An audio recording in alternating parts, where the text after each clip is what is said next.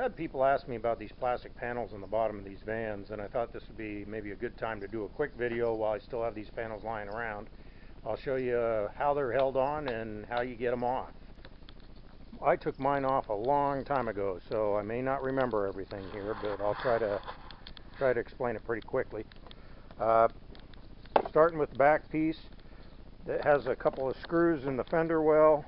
So does the next trim piece on this side of the fender well. I had a rear corners. There's a screw in the very back that actually is up in this part. And then there's push pins, plastic push pins that go in these things. As you come over the sliding door, this panel's on the sliding door. It's held in place with a bunch of two-sided tape on the backside. It's very thick stuff and there's plenty of it. It's hard to get off. The bottom of the trim here has push plastics, push pins all the way across it, and on the front fender you're going to have the same thing. You're going to have some screws, and then right in here there's actually a bolt. You take the nut off to get it off. This panel here, which is on the passenger door, same thing, two-sided tape back in both places, very heavy, very hard to get off. Same thing on this side. You have a couple screws in the front fender well. There's a nut in the back side of that. You have plastic pushes in the bottom of these all the way down, two-sided tape, top and lower part of this. It's about 3/4 of an inch thick. It's hard to get off. This piece here has two-sided tape there, and then a big old chunk of it comes along in here, and it's really wide, very hard to get off. Push pins along the bottom, same thing. A few screws in the back fender, same thing with this piece here. A few screws in the back fender, a couple of push deals, and the same on this guy here as the other side. So that's kind of how they're on here. Now I'm going to show you the down and dirty of why these things really suck.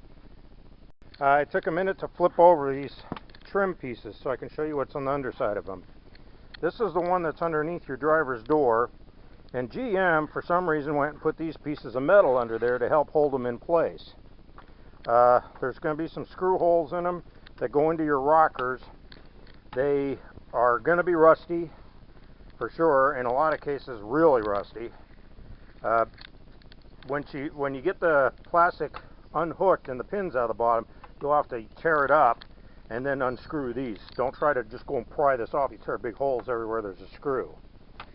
Here's the ones that go under your sliding door and your front door. And this is a big ugly piece of metal. It's got screw holes all the way down the entire length of it. It's pretty long.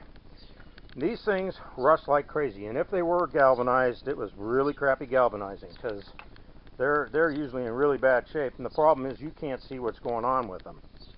So if the rust gets so bad that it actually eats through and gets in these holes, this is a screw hole right here, it's going to eat into your rocker, and next thing you know, when you tear it off, you're going to have giant holes in your rockers.